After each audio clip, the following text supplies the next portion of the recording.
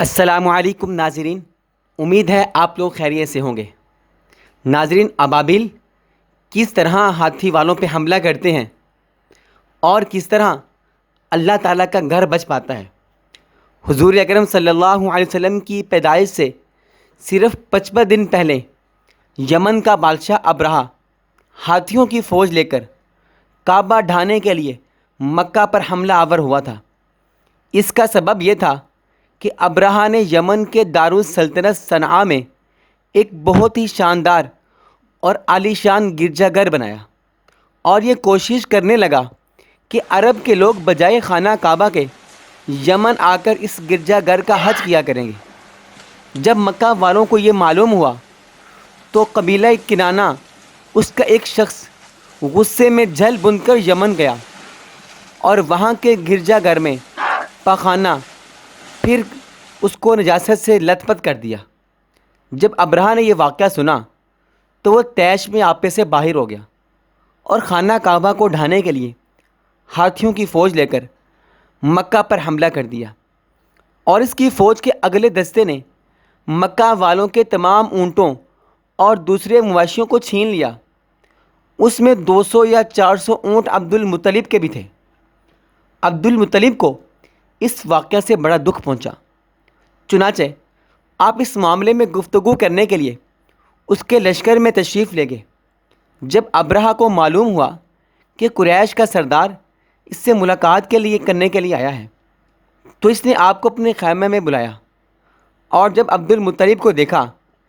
کہ ایک بلند قامت، روب دار اور نہایت ہی حسین و جمیل آدمی ہیں جن کی پیشانی پر نور نبوت کا جاہ و جلال چمک رہا ہے، تو صورت دیکھتے ہی ابرہہ مرعوب ہو گیا اور بے اختیار تخت شاہی سے اتر کر آپ کی تعظیم کے لیے کھڑا ہو گیا اور اپنے برابر بٹھا کر پوچھنے لگا کہ کہیے آپ کیا کہنا سردار قریش، یہاں پر آپ کی تشریف آوری کا مقصد کیا ہے؟ عبد المطلب نے جواب دیا کہ ہمارے اونٹ اور بکریاں وغیرہ جو آپ کے لشکر کے سپاہی ہانک کر لائے ہیں، آپ ان سب مویشیوں کو ہمارے سپرد کر دیجیے۔ یہ سن کر ابرہہ نے کہا، اے سردار قریش، میں تو یہ سمجھتا تھا کہ آپ بہت ہی حوصلہ مند اور شاندار آدمی ہیں، مگر آپ نے مجھ سے اپنے اونٹوں کا سوال کر کے میری نظروں میں اپنا وقار کم کر دیا۔ اونٹ اور بکری کی کیا حقیقت ہے؟ میں تو آپ کے کعبہ کو توڑ پھوڑ کرے برباد کرنے کے لیے آیا ہوں، آپ نے اس کے بارے میں کوئی گفتگو نہیں کی۔ عبد المطلب نے کہا، مجھے تو اپنے اونٹوں سے مطلب ہے، کعبہ میرا گھر نہیں ہے بلکہ وہ خدا کا گھر ہے، وہ خود اپنے گھر کو بچا لے گا، مجھے کعبہ کی ذرا بھی فکر نہیں ہے۔ یہ سن کر ابرہہ اپنے فرعونی لہجے میں کہنے لگا، اے سردار مکہ سن لیجئے، میں کعبہ کو ڈھا کر اس کی اینٹ سے اینٹ بجا دوں گا اور روئے زمین سے اس کا نام و نشان مٹا دوں گا۔ نعوذ باللہ، یہ اس نے کہا کیونکہ مکہ والوں نے میرے گرجا گھر کی بڑی بے حرمتی کی ہے، اس لیے میں اس کے انتقام لینے کے لیے کعبہ کو مسمار کر دینا ضروری سمجھتا ہوں۔ نعوذ باللہ۔ عبد المطلب نے فرمایا، پھر آپ جانے اور خدا جانے میں آپ سے سفارش کرنے والا کون؟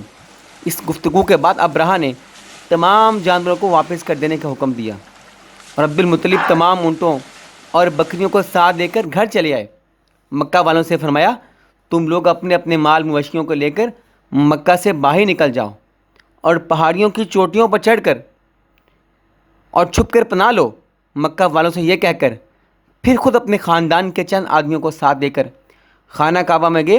اور دروازہ کا حلقہ پکڑ کر انتہائی بے قراری گریہ زاری کے ساتھ دربار اس طرح دعا مانگی کہ لا ہم ان المرء یمنع رحلہ فامنع رحالک، کہ اے اللہ، بے شک ہر شخص اپنے گھر کی حفاظت کرتا ہے، لہٰذا تو بھی اپنے گھر کی حفاظت فرما، اور صلیب والوں اور اس کے پجاریوں، صلیب کی پجاریوں عیسائیوں کے مقابلے میں اپنی اطاعت شعاروں کی مدد فرما۔ عبد المطلب نے یہ دعا مانگی اور اپنے خاندان والوں کو ساتھ لے کر پہاڑ کی چوٹی پر چڑھ گئے اور خدا کی قدرت کا جلوہ دیکھنے لگے۔ ابرہہ جب صبح کو کعبہ ڈھانے کے لیے اپنے لشکر جرار اور ہاتھیوں کی کتار کے ساتھ آگے بڑھا تو خود اس کا ہاتھی جس کا نام محمود تھا ایک دم بیٹھ گیا اور بار بار للکارا، اس کو مارا، مگر ہاتھی نہیں اٹھا۔ اسی حال میں قہر الہی ابابیلوں کی شکل میں نمودار ہوا، اور ننھے ننھے پرندے جھنڈ کے جھنڈ جن کی چونچ اور پنجوں میں تین تین کنکریاں تھیں سمندر کی جانب سے حرم مکہ کی طرف آنے لگے۔ ابابیلوں کے ان بادل لشکروں نے ابرہہ کی فوجوں پر اس زور شور سے سنگ باری شروع کر دی کہ آن کی آن میں ابرہہ کے لشکر اور اس کے ہاتھیوں کے پرخچے اڑ گئے۔ ابابیلوں کی سنگ باری خداوند قہار و جبار کے قہر و غضب کی ایسی مار تھی کہ جب کوئی کنکری کسی فیل سوار کے سر پر پڑتی تھی تو وہ آدمی کے بدن کو چھیدتی ہوئی ہاتھی کے بدن سے پار ہو جاتی تھی۔ ابرہہ کی فوج کا ایک آدمی بھی زندہ نہیں بچا، اور سب کے سب ابرہہ اور اس کے ہاتھیوں سمیت اس طرح ہلاک و برباد ہو گئے کہ ان کے جسموں کی بوٹیاں ٹکڑے زمین پر بکھر گئے۔ قرآن مجید کی سورہ فیل میں خداوند قدوس نے اس واقعہ کا ذکر کرتے ہوئے ارشاد فرمایا: الم تر کیف فعل ربک باصحاب الفیل الم یجعل کیدہم فی تضلیل وارسل علیہم طیرا ابابیل ترمیہم بحجارۃ من سجیل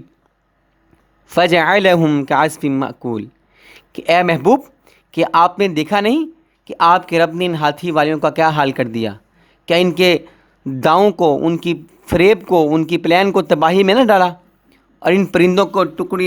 ٹکڑیاں بیچیں تاکہ انہیں کنکر کے پتھروں سے ماریں تو انہیں چبائے ہوئے بس جیسا بنا ڈالا۔